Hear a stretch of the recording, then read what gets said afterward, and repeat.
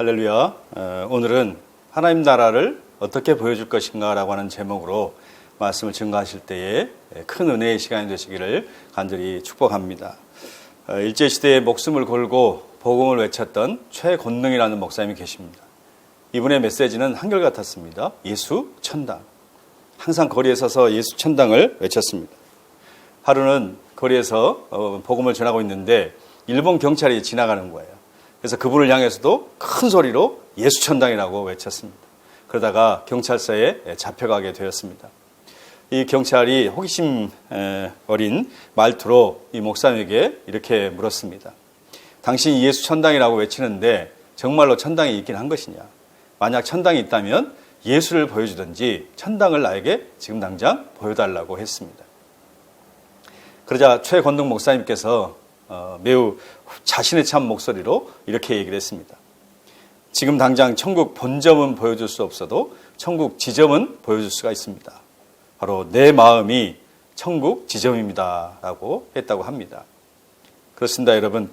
지점이 있다고 하는 것은 결국 본점이 있다는 것이고, 또 지점을 본다고 하는 것은 본점을 보는 것과 같습니다. 저와 여러분이 바로 하나님 나라의 지점인 줄로 믿습니다. 그래서 우리는 본점, 즉 하나님 나라를 보여줘야 될 사명이 저와 여러분에게 있는 것입니다. 그렇다면 우리가 어떻게 하나님 나라를 보여줄 수 있을까요? 눈에 보이지 않는 하나님 나라가 실제한다고 하는 것을 어떻게 세상에 보여줄 수 있을까요? 예수님께서는 두 가지 삶을 통해서 하나님 나라를 보여줄 수 있다라고 오늘 본문에서 말씀을 하고 있습니다. 38절부터 42절까지는 악한 자를 대적하지 않음으로써 하나님 나라를 보여줄 수가 있다. 그리고 43절부터 48절까지는 원수를 사랑하는 삶을 통해서 하나님 나라를 보여줄 수 있다라고 말씀을 하고 있습니다. 오늘은 그 첫 번째로 악한 자를 대적하지 않음으로써 하나님 나라를 보여줄 수 있는 그 부분을 함께 살펴보도록 하겠습니다. 오늘 38절을 같이 읽겠습니다. 시작. 또 눈은 눈으로 이는 이로 갚으라 하였다는 것을 너희가 들었으나. 눈은 눈으로 이는 이로. 이것을 우리는 동해보복법이라 이렇게 얘기를 합니다.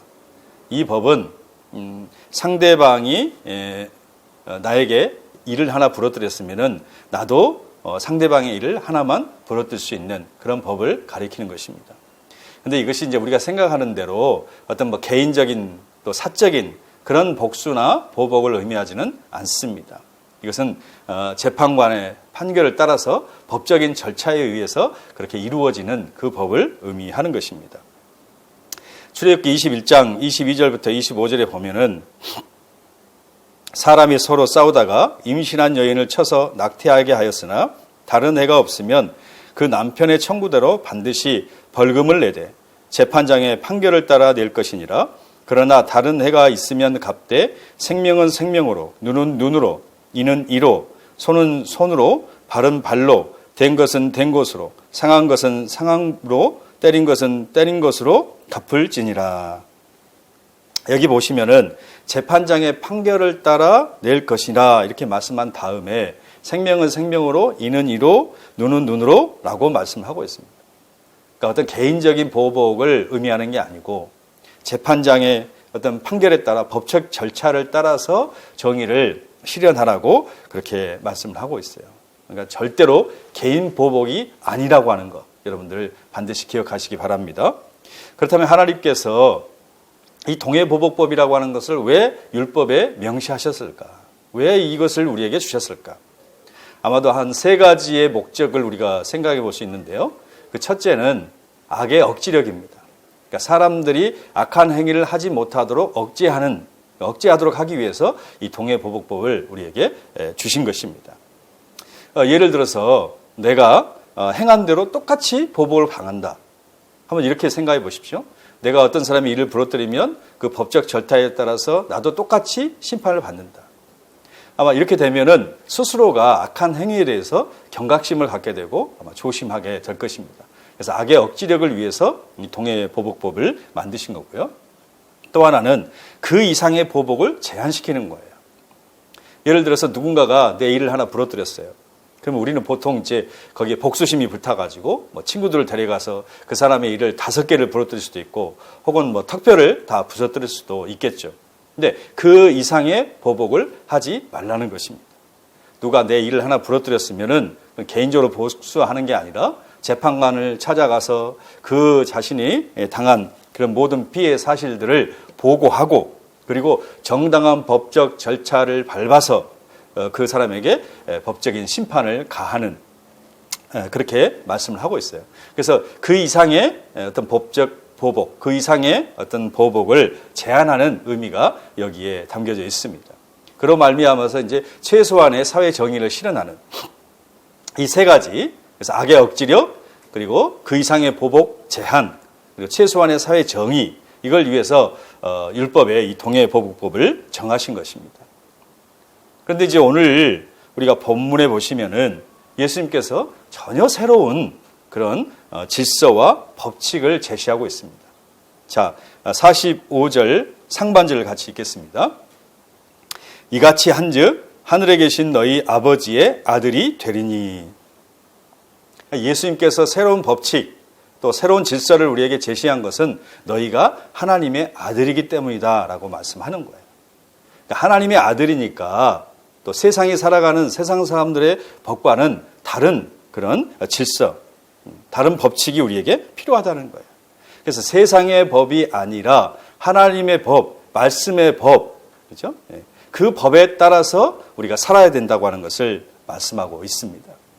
이것은 그렇게 해도 되고 안 해도 되는 그런 선택의 상황이 아니라 하나님의 아들이라면 반드시 그렇게 살아야 된다는 거예요. 하나님의 아들이니까 세상의 법의 지배를 받는 것이 아니고 하나님 나라의 법으로 말씀의 법에 예수님께서 제시하신 새로운 법에 따라서 삶을 살아야 된다라고 가르치고 있습니다. 세상 사람들과 동일한 삶의 방식을 가지고는 하나님의 아들이 될 수가 없습니다. 하나님을 보여줄 수가 없어요. 하나님 나라를 세상에 보여줄 수가 없어요. 똑같이 보복하고 똑같이 원수 갚은다고 한다면 어떻게 하나님 나라를 보여줄 수가 있겠습니까? 우리가 하나님 나라를 세상 사람들에게 보여주기 위해서는 이 세상의 법 이상의 나라가 있다고 하는 것, 한 차원 높은 그런 나라가 있다고 하는 것을 보여줘야 한다는 것입니다.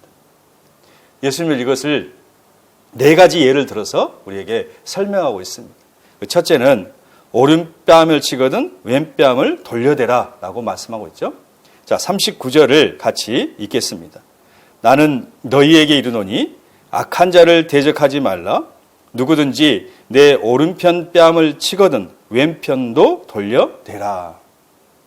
그러니까 대부분의 사람들은 이제 그 오른손잡이잖아요. 그러니까 오른손잡이가 상대방이 만약에 뺨을 친다고 하면은 대부분 이제 왼뺨을 치게 됩니다. 그러니까 오른손잡이는 오른뺨을 치려면 이렇게 쳐야 되잖아요. 그러니까 그거는 불가능하잖아요. 그러니까 보통 왼뺨을 쳐야 되는데 오늘 본문에서는 예수님께서 누구든지 내 오른편 뺨을 치거든 이렇게 말씀하고 있어요. 그러니까 오른편 뺨을 치려면 이렇게 치는 게 아니라 손등으로 이렇게 쳤다고 하는 것을 우리가 알 수가 있습니다. 여러분 생각해 보세요. 그냥 뺨을 맞아도 수치스러운데 손등으로 맞았다고 하는 것은 얼마나 더 수치스러운 일이겠습니까? 그래서 이것은 상대방을 이중으로 얻은 모독하는 행위이기 때문에 배상을 받을 때에도 2배로 배상을 받았다고 합니다. 이때 예수님께서 오늘 말씀은 오른뺨을 치면 그죠? 왼뺨까지도 돌려대라고 그렇게 말씀을 하고 있어요. 근데 이게 이제 문자 그대로 오른뺨 치면은 왼뺨 치세요라고 돌려대라 그런 의미는 아니겠죠. 만약에 진짜로 그렇다면 상대방의 화를 더 불러오는 그런 일이 되겠죠. 이것은 무슨 얘기냐면은 하나님 나라를 내가 보여주기 위해서 그리스도인인데 내가 하나님 나라를 보여주기 위해서는 이런 모욕까지도 참을 수 있어야 된다고 하는 것을 우리에게 알려주고 있습니다. 예수님도 십자가 지실 때에 얼마나 많은 모욕과 조롱을 사람들로부터 받았습니까? 자, 마태복음 26장 67절에서 68절에 있는 말씀을 보십시오. 그리고 사람들은 예수님의 얼굴에 침을 뱉고 주먹으로 치고 손바닥으로 때리며 그리스도야 누가 너를 때렸는지 맞춰보아라 하고 말했습니다. 그러니까 사람들은 예수님의 얼굴에 침을 뱉고 주먹으로 치고 또 손바닥으로 뺨을 쳤습니다. 그러면서 누가 너를 때렸는지 맞춰보라고 끊임없이 조롱하고 또 모욕을 가했던 것입니다. 마태복음 27장 41절부터 43절을 보십시오. 이와 같이 대제사장들도 율법학자들과 장로들과 함께 예수님을 조롱하며 말했습니다. 이 사람은 다른 사람들은 구하면서 자기 자신은 구하지 못하는구나. 그는 이스라엘의 왕이니 지금 십자가에서 내려오라지. 그러면 우리가 그를 믿겠다. 그가 하나님을 믿는다는데 하나님께서 원하신다면 그를 당장 구원해 주시라고 그래라. 자신이 나는 하나님의 아들이라고 했으니까 말이다. 그래서 빨리 십자가에서 내려오라. 네가 하나님의 아들이라면. 그래서 너도 구하고 우리도 한번 구원해 보라고 그렇게 예수님을 향해서 끊임없이 조롱하고 또 비아냥거렸습니다. 그러나 예수님은 그 악한 자들을 저주하지도 않으셨고 증오하지도 않았어요. 오히려 그들을 위해서 기도하셨습니다. 아버지여, 저들의 죄를 용서하여 주옵소서. 저들은 자기가 무슨 짓을 하고 있는지 모릅니다. 하면서 그들을 용서하시고 그들을 위해서 기도하셨다고 하는 사실입니다. 이게 우리 주님의 마음입니다. 저와 여러분이 바로 그리스도의 마음을 품은 사람, 하나님의 자녀가 되었습니다. 그렇기 때문에 우리도 이 세상 속에서 살아가면 여러 가지 모욕이 있지만은 하나님의 나라를 보여주기 위해서 우리는 십자가 지는 마음으로 그 모욕을 모두 참아내야 한다는 것이죠. 이것이 하나님 나라를 보여주는 삶의 방식인 것입니다. 세상 사람과 똑같이 악을 악으로 갚는다면은 어떻게 우리가 하나님 나라를 보여줄 수 있겠습니까? 악을 손으로 갚을 때 하나님 나라를 보여줄 수 있는 거예요. 하나님 나라를 위해서, 복음의 그 증거를 위해서, 그 모욕까지도 참아내는 삶을 살아갈 때에 우리가 진정으로 하나님 나라를 보여줄 수 있는 줄로 믿습니다. 두 번째는 속옷을 가지고자 하는 자에게 겉옷까지 주라고 말씀을 하고 있습니다. 마태복음 5장 40절에 또 너를 고발하여 속옷을 가지고자 하는 자에게 겉옷까지도 가지게 하며 그랬습니다. 그러니까 너를 고발하여, 그러니까 이 말씀은 법정 소송과 관련된 말씀이에요. 당시의 겉옷은 그냥 단순한 옷이 아니라 밤에는 밤 기운을 막아주는 그런 이불의 역할을 했어요. 그러니까 옷도 되고 요즘 말로 하면은 어떤 침낭 같은 그런 역할을 하는 것이 겉옷이었습니다. 특별히 그 당시에 이제 가난한 사람들에게는 이 겉옷이라고 하는 것은 최소한의 재산이었어요. 그렇기 때문에 법적으로 보장받을 수 있는 어떤 최소한의 권리를 의미하는 것이 바로 이 겉옷입니다. 그래서 내가 모든 것을 다 빼앗겨도 겉옷은 지킬 수가 있었어요. 그러니까 그 법으로 보장을 해줬으니까 그렇게 이 겉옷을 지킬 수가 있었습니다. 그런데 예수님께서 오늘 말씀하시기를 누가 너를 고발해서 네 속옷까지도 다 가져간다고 할 때에 그냥 겉옷도 벗어주라는 거예요. 법적으로 보장된 그런 권리까지도 그냥 행사하지 말고 그대로 다 주라고 얘기를 하고 있습니다. 무엇 때문에 그렇습니까? 하나님 나라를 우리가 보여줘야 되기 때문에. 하나님 나라가 실제한다고 하는 것, 그것을 보여줘야 되기 때문에. 그러니까 물질 또 돈이 지배하는 세상이 아니라 그 이상의 나라가 있다. 즉 하나님 나라가 있다. 그것을 보여주기 위해서는 우리가 때로는 주장할 수 있는 권리, 그죠? 내가 마땅히 주장해야 될 권리까지도 포기할 수 있어야 된다는 거예요. 그럴 때 하나님 나라도 보여주고 또 복음도 증거할 수가 있게 되는 것입니다. 여러분 초대교회 성도들 보시면 다 그렇게 살았잖아요. 자신이 가지고 있었던 모든 걸 다 포기했습니다. 재산도 포기하고 직장도 포기하고 때로는 모든 게 자신의 삶까지 포기하면서 그렇게 하나님 나라를 보여주고, 그죠? 복음을 전하는 그런 삶을 살았던 것을 볼 수 있습니다. 세 번째는 억지로 오리를 가게 하거든 심리를 함께 가라, 그렇게 말씀하고 있어요. 자, 41절을 같이 읽겠습니다. 시작. 또 누구든지 너로 억지로 오리를 가게 하거든 그 사람과 심리를 동행하고. 억지로 오리를 가게 한다고 하는 것은 이제 강제 진용을 의미하는 거예요. 그러니까 로마 제국은 당시 그 피정복민, 그러니까 자신들이 정복한 나라의 백성들에게 그들을 강제로 진용을 해서 짐을 나르게 할 수 있는 그런 권한이 있었습니다. 그때 이제 품삯을 지불하지 않고 이 짐을 옮길 수 있는, 그렇게 옮기도록 하는 그런 거리가 약 5리였습니다. 5리. 그러니까 1마일 정도 되죠. 1.6km 정도 되는 거리를 지불하지 않고 강제로 옮기게 했어요. 그래서 이 사람에게 짐을 지우고 오리 가고, 또 저 사람에게 강제로 진용해서 짐을 지우고 오리를 가고, 이렇게 이제 계속해서 오리를 갈 수 있었습니다. 예수님이 십자가 지실 때에 그 대신 십자가 졌던 사람이 있잖아요. 그는 구레네 시몬이라는 사람이죠. 그래서 예수님이 십자가 지고 올라가시다가 너무나 힘이 드셔서 십자가를 질 수 없게 되자 이 로마 군인들이 그 당시에 구경하고 있던 사람 중에 구레네 시몬이라는 사람을 에게 이 십자가를 대신 지게 했단 말이에요. 그때 구레네 시몬이 아무 말 없이 그 십자가를 질 수밖에 없었던 이유가 여기 바로 이 강제징용의 법에 있었다고 하는 것입니다. 그런데 오늘 예수님은 억지로 오리를 가게 할 때에 그 사람과 심리까지도 동행하라고 그렇게 말씀을 하고 있어요. 여러분 사실 이거는 매우 어려운 일입니다. 그러니까 오리를 짐을 지고 가는 것도 힘든 일이지만은 더군다나 이 로마라고 하는 것은 이스라엘의 적대 국가고 원수와도 같은 나라예요. 그런데 그런 원수를 도와주되 자발적으로 품삯도 받지 말고 그렇게 도움을 주라고 얘기를 하고 있어요. 원수라고 할지라도 어떤 분노와 적대감을 가지고 대하는 게 아니라 자발적으로 도움을 주는 삶을 살아라. 그래야 하나님 나라를 보여줄 수 있다라고 말씀을 하시는 것입니다.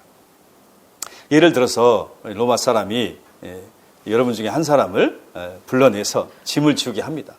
그때 막 분노가 일어나고 짜증이 나고 하는 것이 아니라 그 오리를 걸어가면서 짐을 들고 가면서 이 사람이 막 찬송을 부르고 또 감사하는 마음으로 기쁨을 얻고 지고 간다고 생각해 보세요. 그럼 로마 사람이 볼 때 얼마나 그들이 놀라겠습니까? 또 다 짐을 지우고 와서는 하는 말이 제가 심리까지도 져드리겠습니다. 품삯 받지 아니하고 오리 왔지만 오리 더 가겠습니다. 얼마든지 갈 수 있습니다라고 얘기한다면 아마 로마 사람들은 충격을 받게 될 것입니다. 그러니까 이런 삶을 통해서 하나님 나라를 우리가 보여주고 복음을 담대히 증가할 수가 있게 되는 것입니다. 네 번째는 구하는 자에게 주며 꾸고자 하는 자에게 거절하지 말라고 말씀하고 있어요. 자, 우리 42절. 내게 구하는 자에게 주며 내게 꾸고자 하는 자에게 거절하지 말라. 그러니까 이 말씀은 이웃의 어떤 궁핍이나 필요를 보고 그를 거절하지 말라는 거예요. 도와주라는 것이죠. 사실 이제 더 적극적으로 얘기하면은 이웃이 나 이런 거 필요해요 라고 말하기 전에 미리 그것을 살펴보고 적극적으로 자발적으로 채워주라는 그런 의미가 거기에 담겨져 있습니다.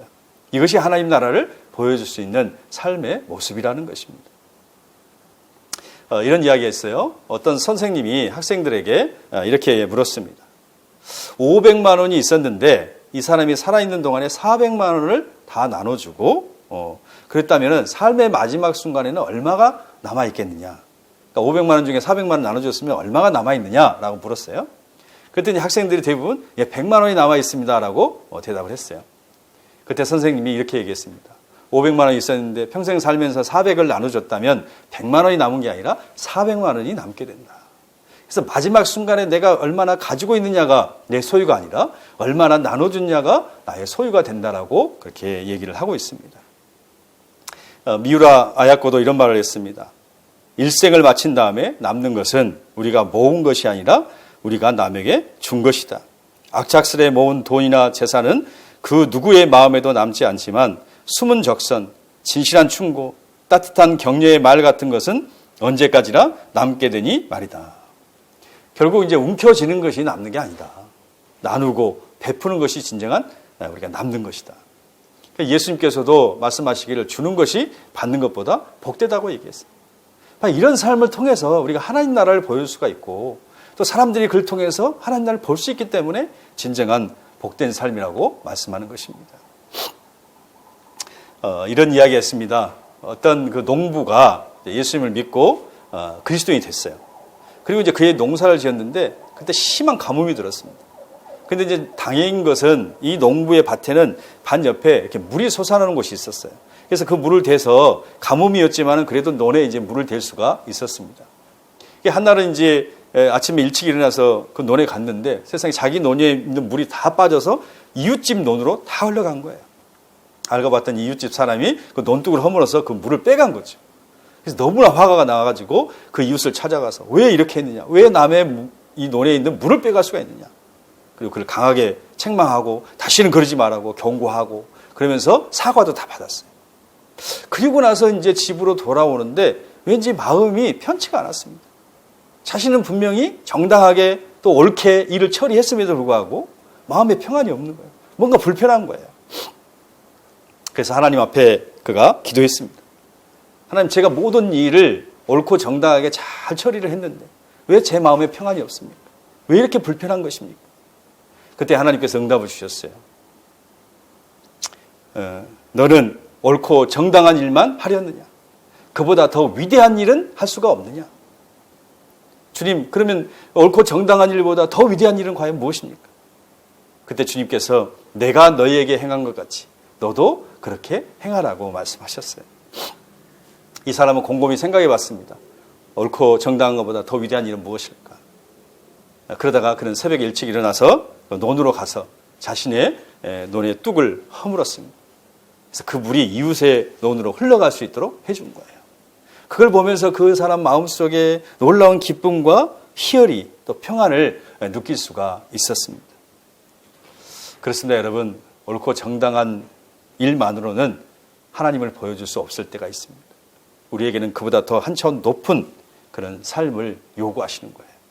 옳고 정당한 것 그 위에 있는 한 차원 높은 삶을 통해서 우리가 하나님 나라를 보여줄 수 있는 거예요. 내 것을 희생하면서 그리고 내가 가진 것으로 이웃을 섬기는 그런 삶을 통해서 우리가 하나님 나라를 보여주게 될 줄로 믿습니다.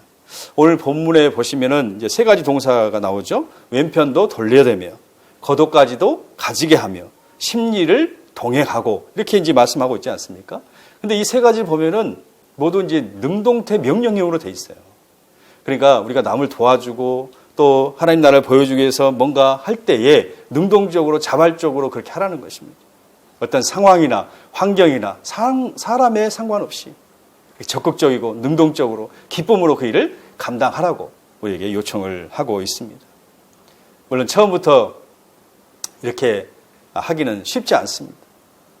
누가 기쁨으로 십자가 지는 사람이 얼마나 되겠습니까? 그러나 그 길이 주님이 가신 길이에요. 그 길이 주님께서 우리에게 원하시는 길이에요. 주님이 기뻐하신 길이기 때문에 우리가 그 길을 즐겁게 순종을 하는 것입니다. 이것은 결코 우리의 힘으로 되지를 않습니다. 성령님의 은혜와 능력이 있어야 돼요. 성령님께서 우리 안에 성령님의 충만하심을 채워주고 주님의 마음을 채워주실 때에 우리가 그런 삶을 살게 될 줄로 믿습니다. 오스 기니스라고 하는 사람이 이렇게 얘기를 했습니다. 나 자신에게 속한 권리를 주장하는 것이 죄다. 그리고 자기 권리를 기꺼이 포기하는 삶은 거룩한 어리석음이다. 이런 삶을 사는 사람을 거룩한 바보라고 한다. 이것이 주님을 따르는 자에게 가장 오래되고 가장 독특한 배지 중 하나이다. 그러니까 그리스도인은 거룩한 바보가 돼야 된다는 거예요. 여러분, 바보가 아니고서 어떻게 오른뺨을 치는데 왼뺨을 돌려댈 수 있겠습니까? 바보가 아닌데 어떻게 오리를 가져가면 심리도 가고 속옷을 달라면 겉옷까지도 벗어질 수 있겠습니까? 거룩한 바보가 될 때에 그것이 가능하다. 그러니까 주님은 우리 교회와 우리 성도들 향해서 이 거룩한 바보가 되라고 요청을 하고 계신 것입니다. 사랑하는 여러분, 우리는 하나님의 자녀이기 때문에 하나님 나라를 보여줘야 됩니다. 근데 말로 보여주는 것이 아니라 삶으로 행동으로 하나님 나라를 보여줄 수가 있어야 되는 것입니다. 이 세상 나라만이 아니라 영원한 하나님 나라가 있다. 물질과 돈이 지배하는 세상이 아니라 그보다 더 한 차원 높은 그 영원한 하나님 나라가 있음을 저와 여러분이 보여줘야 하는 것입니다. 이건 무척 힘들고 어려운 일이지만 할 수 있습니다. 성령님께서 우리 마음속에 주님의 마음을 주시기 때문에 주님이 그렇게 사셨던 그 길을 우리도 갈 수 있을 줄로 믿습니다. 예수님께서 모든 것을 내어주시면서 하나님 나라를 이 땅에 증거하셨던 것처럼 저와 여러분이 예수님을 닮아서 영원한 하나님 나라를 증거할 수 있는, 보여줄 수 있는 그런 삶이 되시기를 주의 이름으로 간절히 축복합니다. 아멘.